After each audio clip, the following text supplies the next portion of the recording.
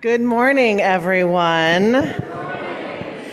My name is Reverend Emily Bruce, and I'm the minister here at First Parish Church in Kingston. Welcome. It's so lovely to see all of your shining faces this morning. Let's also take a minute to say hello to those of you joining us on Zoom. Hello, Zoom. As Unitarian Universalists, we are a people of diverse beliefs, but we share a common faith.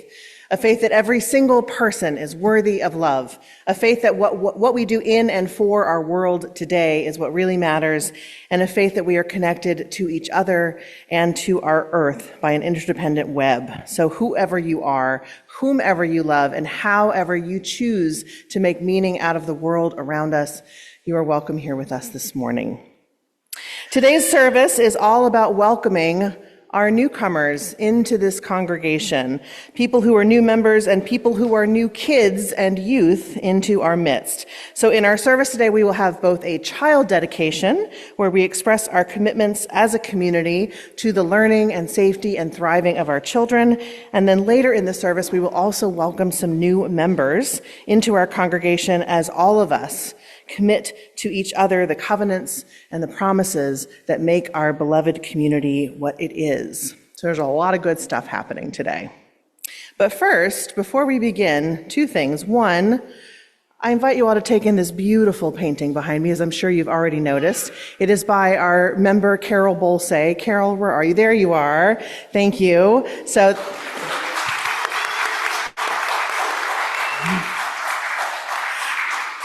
we have a periodic Art in the Meeting House program here, and this is the latest installation that went up in the last couple days. So thank you, Carol. It's beautiful. I almost feel like I feel like it's a sin to turn my back to it to preach. So I won't judge if your eyes stray away from my words into this gorgeous painting during the sermon later. So as we begin our service, I first want to invite you to silence your cell phones and any other noise-making devices that you might have. And then I invite you to get comfortable in your seat, whatever that looks like for you. And if you need to stretch that's okay too. And join me in taking a deep breath in and out. It's been a long week for a lot of us. There's a lot going on in the world. Our to-do list is never ending, but I invite you to try as much as you can just to set all that to the side and relax into the peace of this moment. Release whatever tension you can from your neck, your jaw, your forehead, any place that you carry the weight of the world on your body. Try just ever so slightly to let it go. Join me in taking another deep breath in and out. Let's do that one more time. In and out. You are welcome here, you are safe here, you are loved here. And may our service begin. We'll start by lighting our chalice, which is the symbol of our Unitarian Universalist faith. And as always, is there a volunteer who would like to? Come on up, Emery. You got it.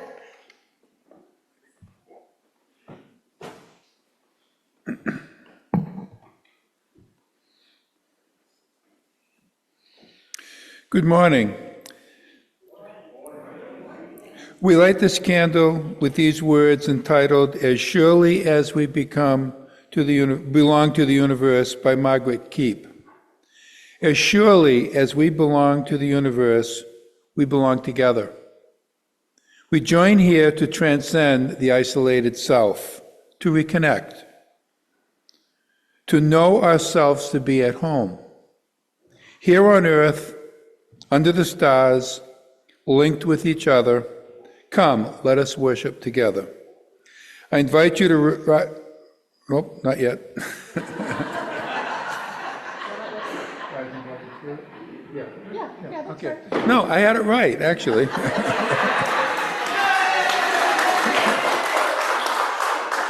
I don't have a name tag on today, so I did tell you what my name was. And the reason I don't have a name tag on is because last week, I forgot to put it in the basket and put it in my car. This morning, I forgot to take it out of my car and bring it in. So most of you know exactly what I'm talking about. I invite you to rise in body or in spirit and join us in singing our opening hymn, We Have Gathered. Here we have gathered, which is number 360 in the gray hymnal.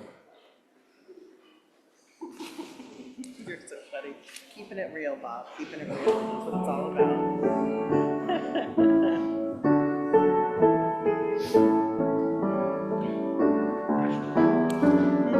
The next thing is noisy concerns.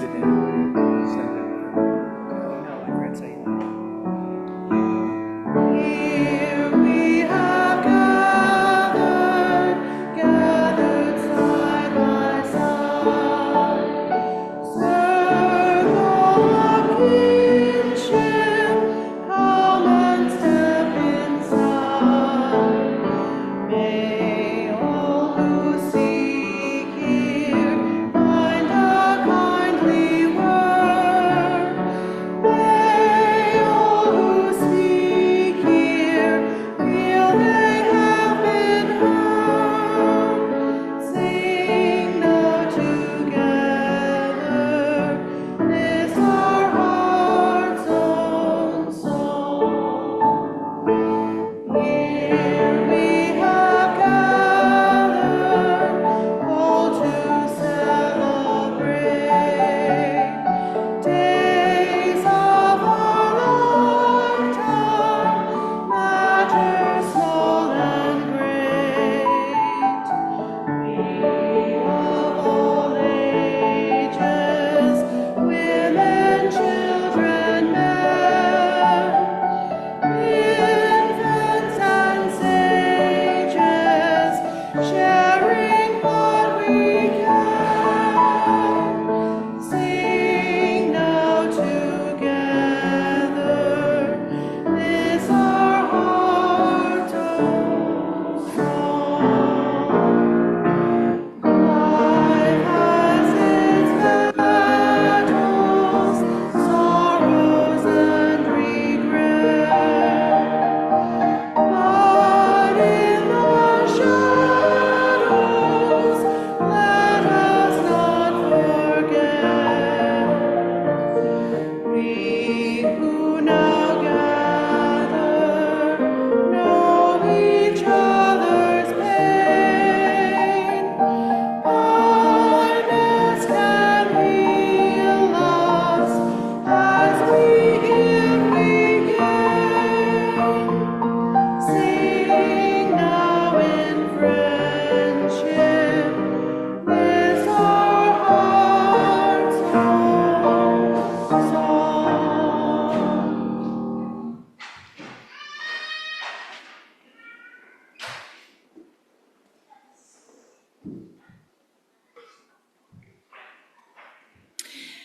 At this time, we invite the families that are participating in our child dedication service this morning to come down front while I introduce this next little bit. A child dedication ceremony is a joyous occasion, an opportunity to recognize and officially welcome these children and youth into our faith community. This is a ceremony to recognize the power of love, a ceremony to recognize that no child is brought up alone, and a celebration to let these beautiful souls know that they are welcomed, supported, and cherished. So welcome all here today to this circle of love as we dedicate ourselves and each other to the care and tending of these beloved children. Archie Bishop, Oliver Konecki, Sadie Smith, Ophelia Smith, and James Baird. Great. And as we do this, we recognize all of you who have gathered today in witness and those who are away from us in distance or time, and we always honor the ancestors who have left this world, but not our hearts, and we welcome their spirits here in our midst. In the Unitarian Universalist tradition, a dedication is not just a blessing from the church to the child. It is about all of us together acknowledging how community can make such a difference in a life. It reminds us what we can be to one another, a safe haven, a well of support and friendship. And when we dedicate ourselves as a church community to the ongoing spiritual growth of the children and youth before us, it is one of the greatest acts of multi-generational community that there is.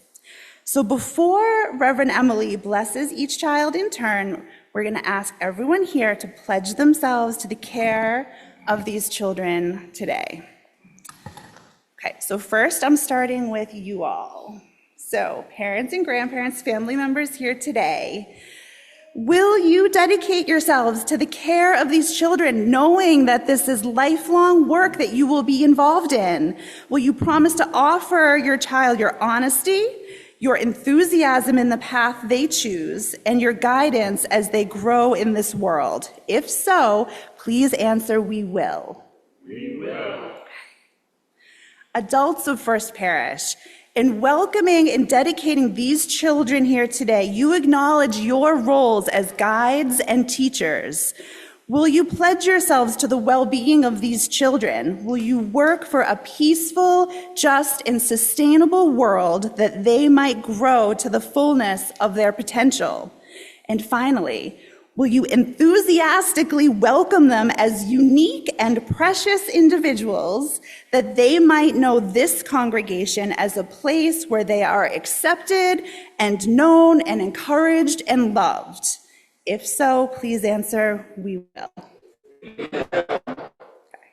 Children and youth of First Parish, in welcoming and dedicating these children today, you acknowledge your roles as peers and friends. Will you grow with them, learn and play with them? Will you be a good friend to them? If so, please answer, we will.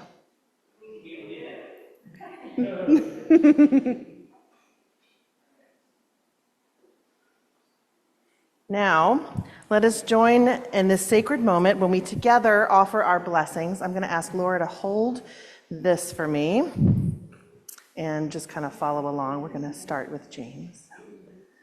Okay. And this is water from our water communion ritual that we're using today for this dedication.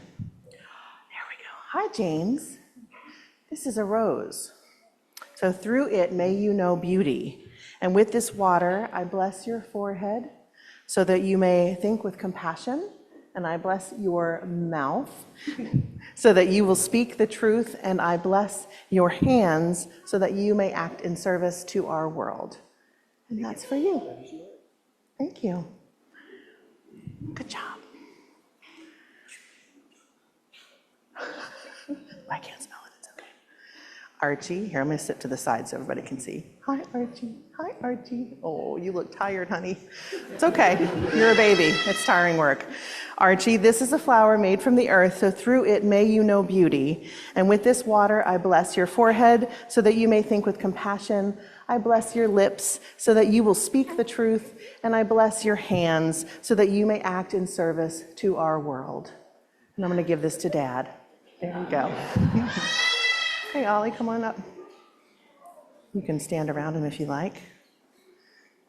Hey, Ollie, this is a rose. And through it may you know beauty. And with this water, I bless your forehead so you may think with compassion. I bless your mouth so that you will always speak the truth. And I bless your hands so that you may act in service to our world. And that's for you. All right. Thank you.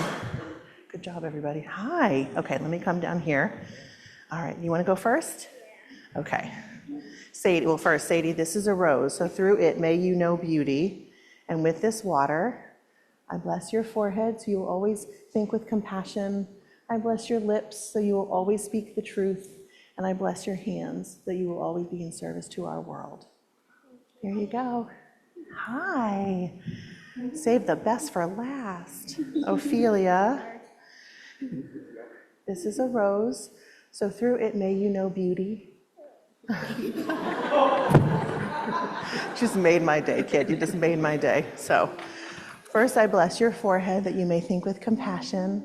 I bless your mouth so that you will always speak the truth. And I bless your hands so that you will always act in service to our world. There you go. That's yours, yeah. Don't worry, we took the thorns off. Will you all join me in celebrating this beautiful moment?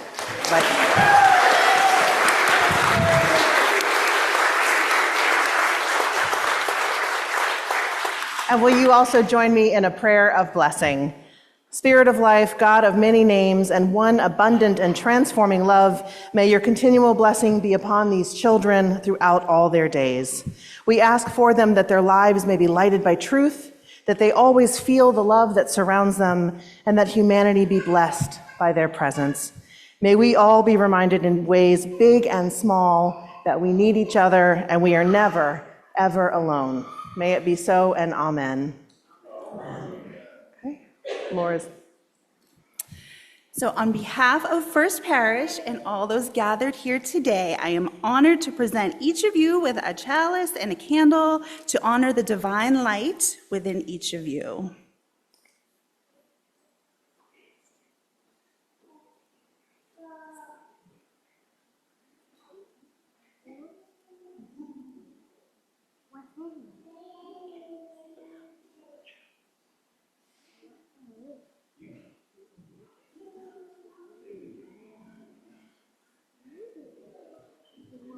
Once again, let us celebrate.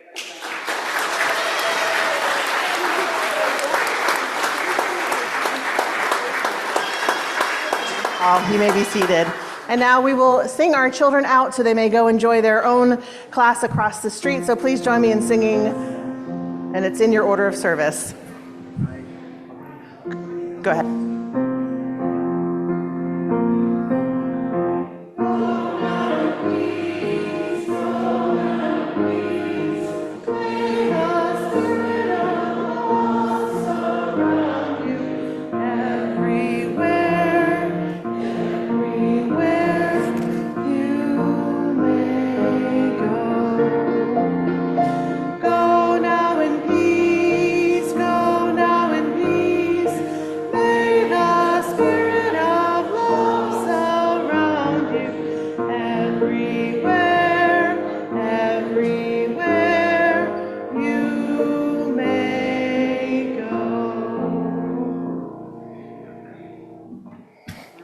That was great.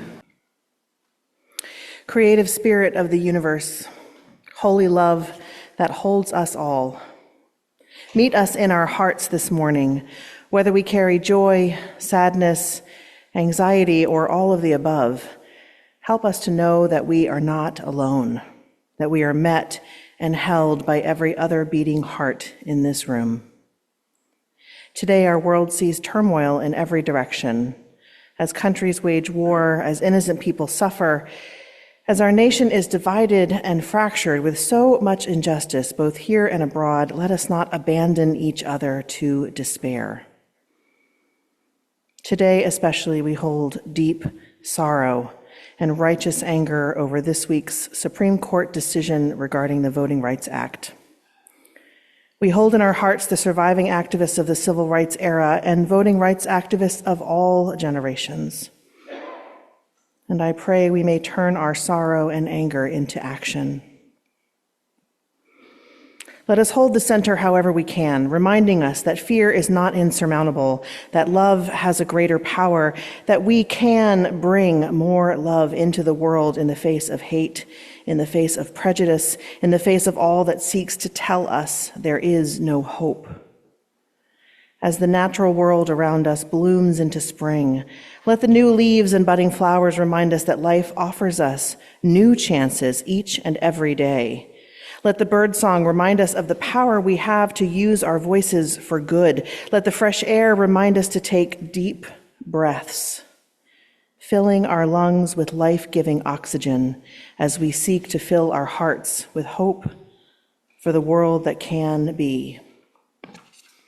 May the rivers of anger and fear that are coursing through our world slow to a trickle. May the hearts that have been hardened by warmongering and greed be softened. And may our interdependent web, frayed and full of holes, be rewoven with love at the center.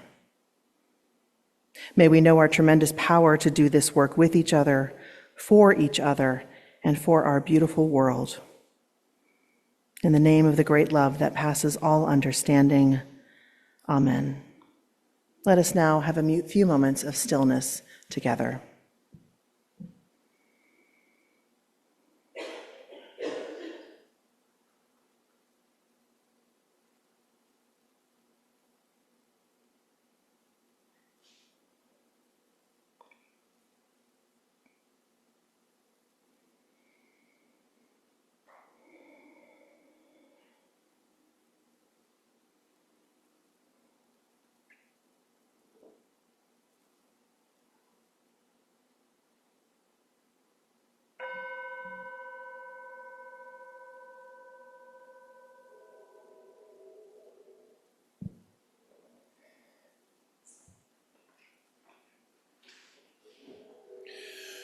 When we give, we say yes to something we value. In this congregation, we take up an offering each week to say yes to the values of our UU faith and yes to this beloved community. You may place your offering in the plate as it passes, or you may give the church via Venmo. There is a QR code in your order of service. If you give via Venmo, please make sure to write one of two things in the memo line. If your contribution is part of your annual pledge to support the church, please write pledge in the memo line. Otherwise, please write plate in the memo line. Please give as you're able. Today's offering will be gratefully received. Our offering today is The Old World, arranged by Robert Shaw.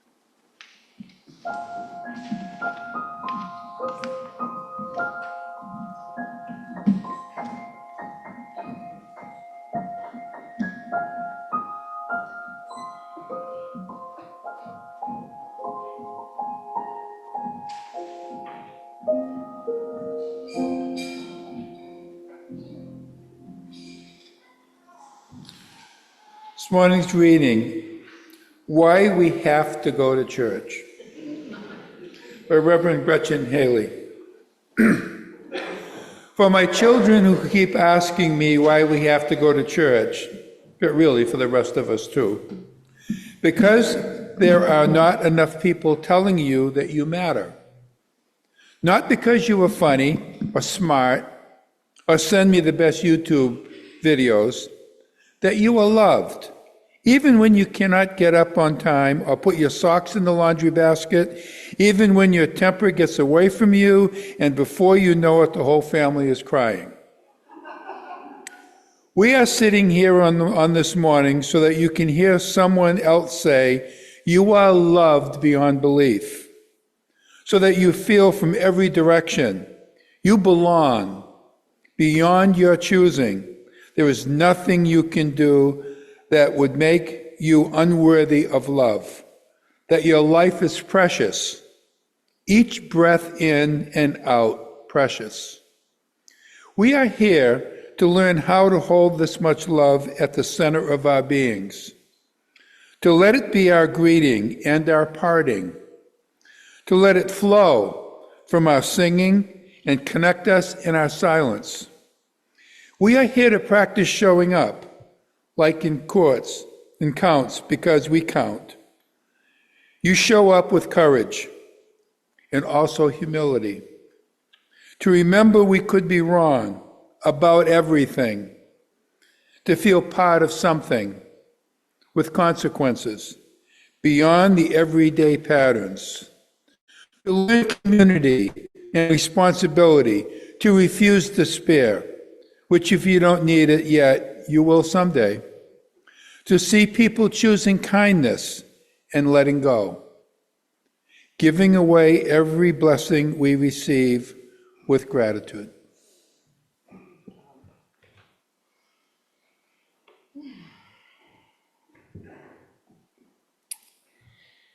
So today is an exciting day for all of us. This morning we are welcoming new members into our congregation by having them sign our membership book. There is an insert in your order of service that you need for this exact moment. So I'd like to invite up our fellowship committee to join me up here, as well as our soon-to-be new members as I read their names aloud. Janet Ricciardi, Jim Ricciardi, Priscilla Rutherford, and Ed Rutherford. Will you all join me up front, please?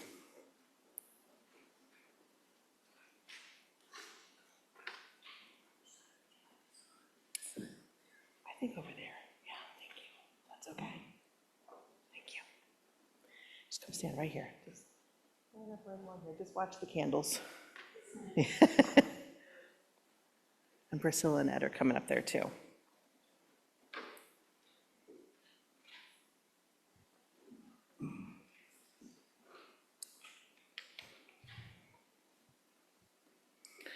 All right. Do we all fit? This is a familiar scene from earlier in the service today. Okay, I'm going to get started. We gather this morning to welcome those who wish to make First Parish Church Kingston their spiritual home. Those becoming members today have been attending services and programs, have learned about the history, theology, and governance of this church and Unitarian Universalism, and have given some thoughtful consideration to their involvement here.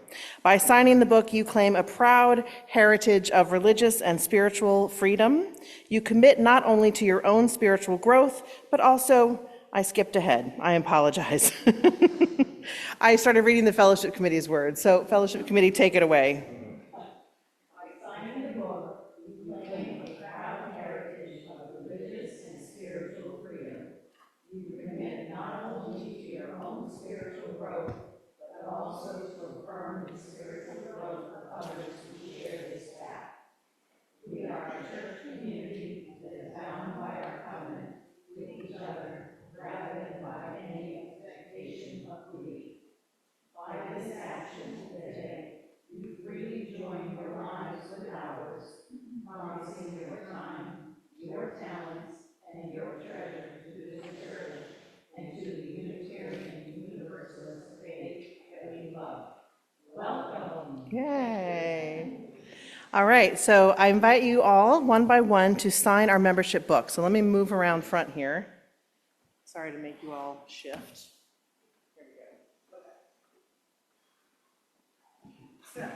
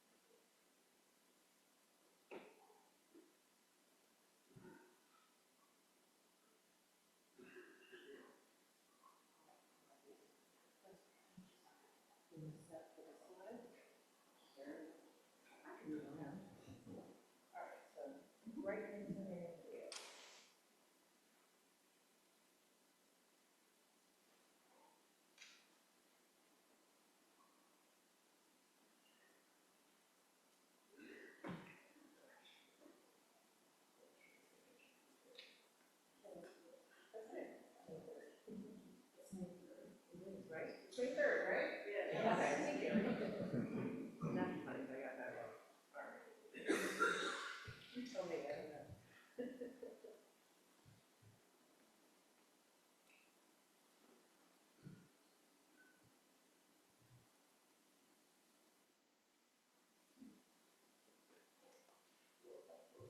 Yeah, sorry, I should have complimented your flowers as well. Very, very lovely. All right, thank you. Yeah. All right, thank you. All right. Now, current congregation members, please read aloud with me. It is with joy that we welcome you and affirm your decision to join your spiritual journey with ours in this congregation. We pledge to support you in your search for truth, to celebrate with you in times of joy, to help you in times of struggle, and to join with you in rightful action. We commit to challenge and sustain you in your spiritual growth as you strive to live your highest ideals. And now for our new members, if you would read the paragraph on the insert under new members. We commit to be part of the spiritual life of First Parish Church, Kingston. We promise to speak honestly, to act with compassion, to love without prejudice, to live with integrity, and to respond courageously to demands of justice. We pledge to support this congregation as we are able with our hearts, our hands, our talents, and our resources.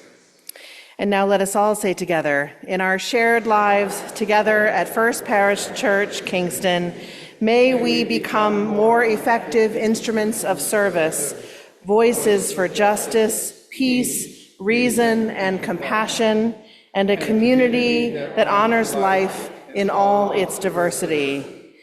May our common ministries be fruitful. May our commitment, our presence, and our love endure. Amen. Hooray, and please join me in welcoming our new members.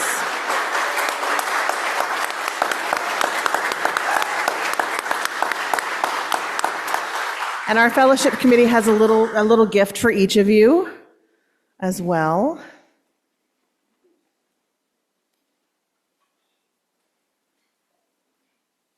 Thank you. Thank you all so much. Once again, let's applaud, and you all may be seated. Thank you.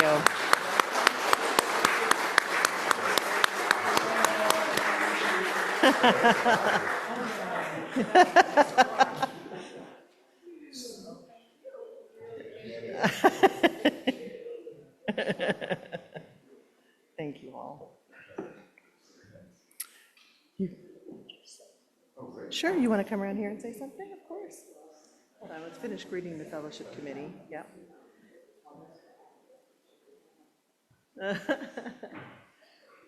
Just come around here.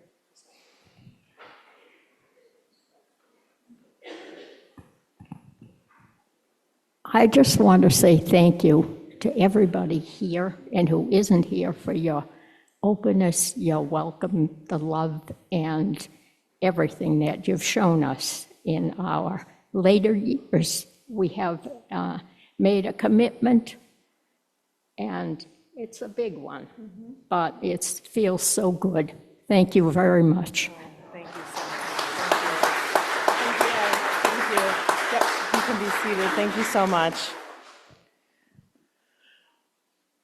As we do this every year, it feels right and fitting to, as we honor the newest members of our community, to also honor those who have been nurturing the life and service of this congregation the longest. So, this is always a fun game I enjoy. If you've been a member here for at least 5 years, raise your hand. 5 years, okay. If you keep them up, If you've been a member here for at least 10 years, keep your hand up. If not, you can lower your hand. 10 years, at least 10 years. Oh, not much change there, okay. 20 years. I see some of you doing math in your head. 30 years. 40 years. Raise them up high, those 40-year people. I want to see them. All right. 50 years.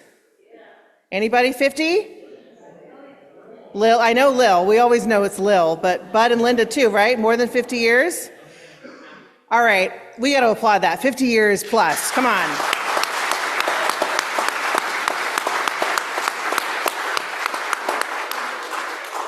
What's that? Oh, is there any 60-year people? Is it Lil? Lil's it been more than 60 years? It has, right? 70? 80? Let's go for a cool 100. No, I'm kidding. No, congratulations and thank you. On behalf of the generations of families who have passed through these doors, on behalf of the many ministers who have served this congregation, and on behalf of the many lives that have been touched by the work and service and love and fellowship of this congregation, we thank all of you for the role that you've played in making this church what it is. So let's all have a moment and applaud each other. Thank you.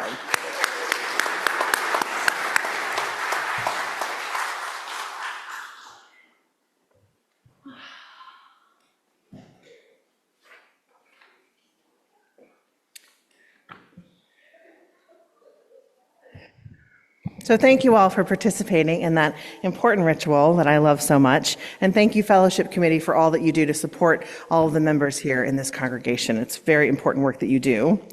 So to our newest members, welcome again to First Parish. We are so glad that you've decided to join us.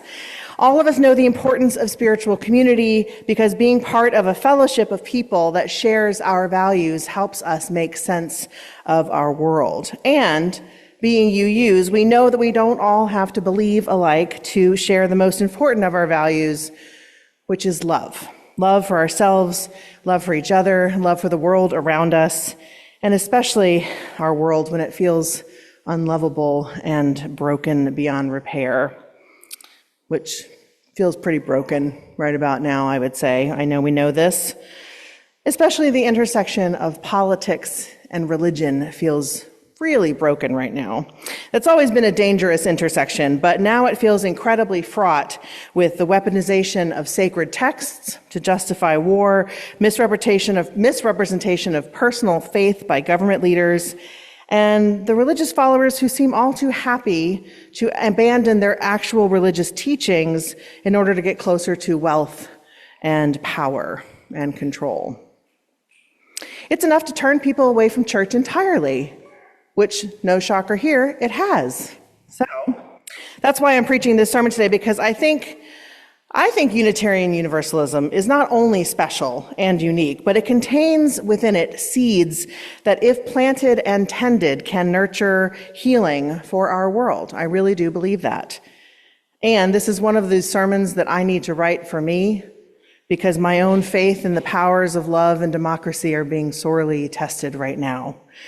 And in a week when our Supreme Court struck down the heart of the Voting Rights Act, essentially undoing much of the protections that the civil rights movement fought so hard to ensure, well, it's almost enough to put me off of America, frankly. But I pull myself back from the brink of despair, as we are all having to learn how to do a lot these days, and I refocus my heart and my spirit to where hope lies. And honestly, I have a lot of hope when it comes to Unitarian Universalism. And I ask you to allow me to share some of that with you in this sermon of the top 10 ways I think Unitarian Universalism can help heal our world. Number 10, we know how to do democracy, right? We know how democracy works. It's one of the cornerstones of our faith tradition, respect for the democratic process. We use it as our governance structure. The people have a voice and a vote in their choice of minister, in our budget, in the leadership we elect each year to govern the lives of our communities. So we don't just support the idea of American democracy here, we live it and breathe it as the fabric of how we do church. And I think that's important. And I think it makes us really good at fighting to defend it in our country too. So that's number 10. Number 9, we know the value of showing up. I want to see data. And if anybody has it, you give it to me. I want to see data that shows the percentage of UUs who vote in every election. Not just every 4 years in the presidential election, but every state and local election too. I want to know the percentage of UUs that showed up to all the No Kings marches across the country, who write letters to their congresspeople, who make phone calls, because we live our values aloud. And that means you can't just talk the talk, but you got to walk the walk too. Am I right? So, true story. When I was in seminary, I was one of maybe 2 or 3 UUs in this multi-denominational seminary. Most of my fellow students in different traditions didn't even know what Unitarian Universalism was.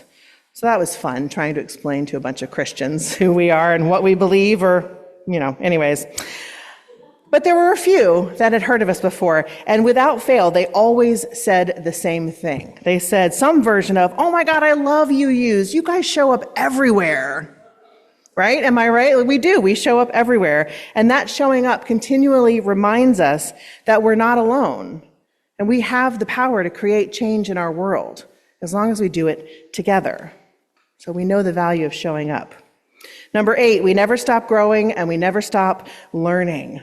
Lifelong learning is a phrase you hear a lot in UU circles. That's because we embrace the truth that you have to stay open, learning more about the world, and especially learning more about ourselves. We're never done, whatever that is. We just aren't built that way. And here in this tradition, we never want to stop learning more about our world, about the religious traditions that we draw wisdom from, and science and the natural world, and so much more. The more we learn, the more we are connected to the world around us, and therefore, the more we feel compelled to protect the world around us. In the play Auntie Mame, the title character says to her young nephew, "Life is a banquet, and most poor suckers are starving to death." Well, I bring that up because the banquet of learning, of growing, of connecting, and most importantly, loving never ends in this tradition. It goes on and on and on. And the main reason for that is because, number 7, the questions are the point.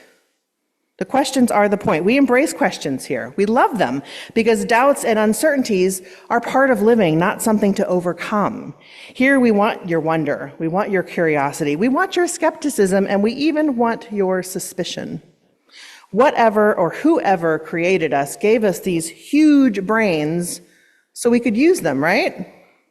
So we're not a people who simply accept the answers that are given to us. Our morals and our ethics compel us to always seek the truth, to be open to questions that continually challenge who we know ourselves to be. And we are also compelled to question the systems and structures within which we operate. So come here not to get your questions answered, but to get your answers questioned. Ooh, I love snaps. I love snaps. Thank you. Number 6, we embrace as foundationally important this truth. You have to have really good coffee at coffee hour. Am I wrong? We have good coffee, right? Maybe you don't all think so, but I think so. And ours is fair trade, too. We do a special collection every single year. Do we not, Joan? We do a special collection every year so we can buy fair trade coffee for coffee hour all year long. That is how important it is to us. There's an old joke that I love, that a teacher asks her religion students, if there was a fire in your church, what would you save first? The Catholic students answer, the tabernacle. The Jewish students answer, the Torah. The Protestant students answer, the cross. What do the UU students say? Coffee maker. The coffee maker. Yeah, you got there before me. So no matter what you take away from this sermon, no matter what brings you into this community, I hope that you will always be offered a good cup of coffee. Another big thing for us, and this is something that I think flies in the face of all of the dogma and all of the creeds and all of the uniformity of belief that is so often used by religious bodies to control people, and that is number 5. We fully embrace the freedom of the pulpit and the freedom of the pew in this tradition. That means I have the right and responsibility to get up here and speak my conscience to all of you. That can be really hard sometimes. There are some really hard truths that needs to be spoken that I struggle to speak, but it is my honest effort every week to do so. And if you ever feel like I'm failing to speak the truth up here, I hope you will come tell me. And I do mean that. I really do mean that. And because both things are true at the same time, you are guaranteed freedom of the pew in this tradition. That means you don't have to agree with me. Hell, you don't even have to listen to me if you don't want to. I mean, I hope you will, but you get to weigh my words against what you know to be true and decide for yourselves what you believe. I don't get to tell you. You have to do that work yourself. These twin rights come with mighty responsibility for both of us because we have no creeds here. We're not going to tell you what to believe or how to live your values. You have to do that work yourself alongside the rest of us also doing that work. The ability to think for yourself and think critically is crucial to this faith. If you want to be a Unitarian Universalist, you have to be willing to think critically. It's also crucial to our ability to seek life, liberty, and the pursuit of happiness. So there's no wonder that so many of our founding fathers were Unitarians. Number 4, we respect and embrace our right to believe differently. As our Unitarian ancestor Francis David said, we need not think alike to love alike. We're all across the spectrum of belief here, and I think it's beautiful because our faith is not about tribalism. It's not about us versus them, but it's about all of us. The diversity of thought, belief, and faith is not just tolerated. It's the point, right? It's the point. Where else do you see that embrace of diversity in our world these days? Fewer and fewer places, I am gutted to admit. We are losing the ability as a country to live alongside those who disagree with us. We are dividing into ideological camps, and it is scary how much we have lost of our common fabric as Americans. In this tradition, we have Christians sitting next to atheists. We have Buddhists sitting next to agnostics, Jews sitting next to humanists, and likely a whole bunch of other folks who don't bother with any kind of label at all. And it's all good, right? It's all good. Because it's not about tolerance. I really don't like that word. It's about acceptance and love and respecting the inherent worth of a human being simply because they are a human being and nothing else. And our world is changing so fast away from that, so it is so important we hold on to that as tightly as we can. And one of the best ways we do that is by focusing our energy on building our beloved community. So, number 3, when the going gets rough, we have a potluck, or a games night, or, like this past Friday, a Hamilton sing-along. Friends, I don't think there are words to properly express the sheer joy, admiration, and pure delight I experienced watching Donna Apple sing Guns and Ships from Hamilton on Friday night, right? Those of you that were there, she's not here, and I can't believe she's not here, so you'll all have to tell her to watch this so she knows she got claps. Seriously, she knew every single word, am I right? So those of you who know Hamilton a little bit, when Lafayette is rapping really, really, really, really fast, that's the song I'm talking about. Every single word. She kept up with him. Unbelievable. Because life is hard. And yes, our country is on a precipice. And when we fight the good fight, we have to take time to refill our wells with joy and connection and community. And we do that pretty good here, I have to say. I think, frankly, the world could use a lot more Hamilton sing-alongs. These tough times are challenging, and that can really wear on our souls. So embracing diversity and beauty and wisdom from many sources, I think, also makes us better able to embrace joy wherever and however we can find it. Joy that reminds us that we are not alone. Joy that knits together the holes in our hearts that are torn by living. Joy that keeps us going day after day after day, fighting the good fight with and for each other. Number 2, love. The center of our faith is love. It can feel like such a trope to say that love is what binds us, love is the answer. And it is also the center of so many other faith traditions, so it's not like we have a monopoly on it. But in a world where there are so many reasons to distrust, to hate, to scorn others, we have to recenter our hearts in love if we are going to spiritually survive the moment we are in. I firmly believe that. And it's not sappy love I'm talking about. The Sikh activist Valerie Carr described love recently in a way that felt very potent to me, so I want to share her words. She says, quote, "Love is a form of sweet labor, fierce, bloody, imperfect, and life-giving, a choice we make over and over and over again. If love is sweet labor, love can be taught, modeled, and practiced. This labor engages all of our emotions. Joy is the gift of love. Grief is the price of love. Anger protects that which is loved. And when we think we have reached our limit, wonder is the act that returns us to love." In this tradition, love is an active choice that we have to make every single day. We have to say it out loud to each other. We have to live it with our actions. We have to call its presence into our worship services, into our committee meetings, into our potlucks, and into our fundraisers. It is a labor indeed to love the world today. But that just means it's more important than ever. And that this tradition, grounded in love, steeped in love, built on love, can be an answer to the world's focus on hatred, prejudice, and oppression. But only if we do the labor of bringing it out into the public square, only if we are willing to be the ambassadors of the kind of life-giving love that our UU faith offers to the world. It is our work to do together.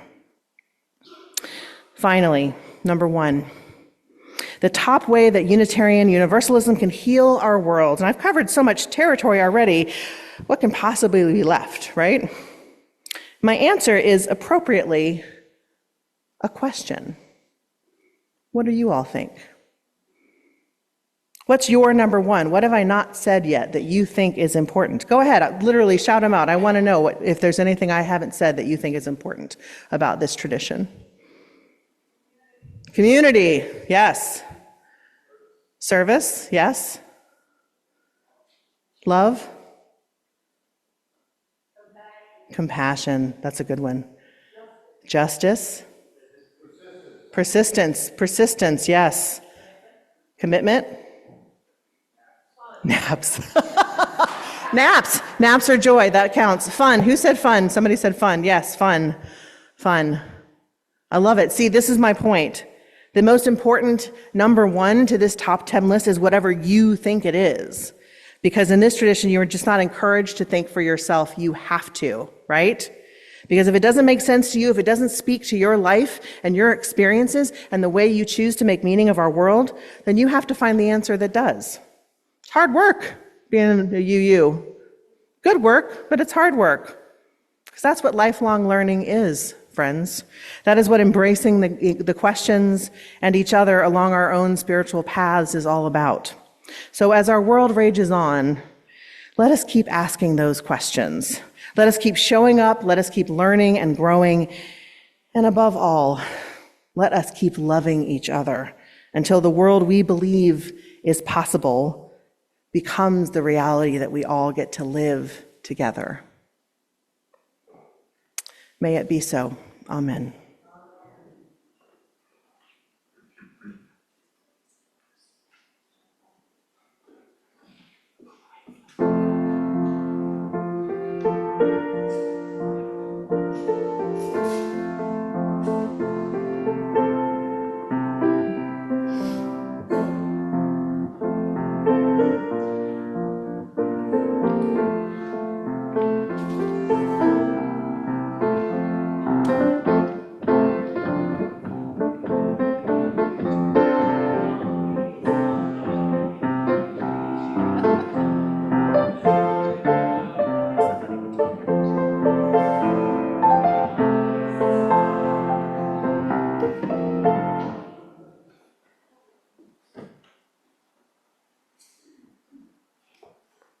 Guess what? Announcements.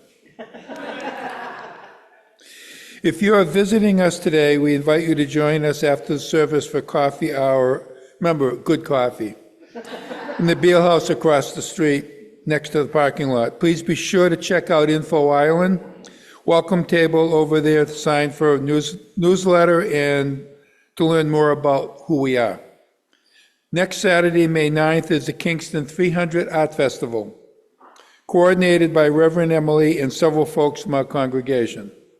We hope you will come out to enjoy an exhibit of work from many talented artists in our town.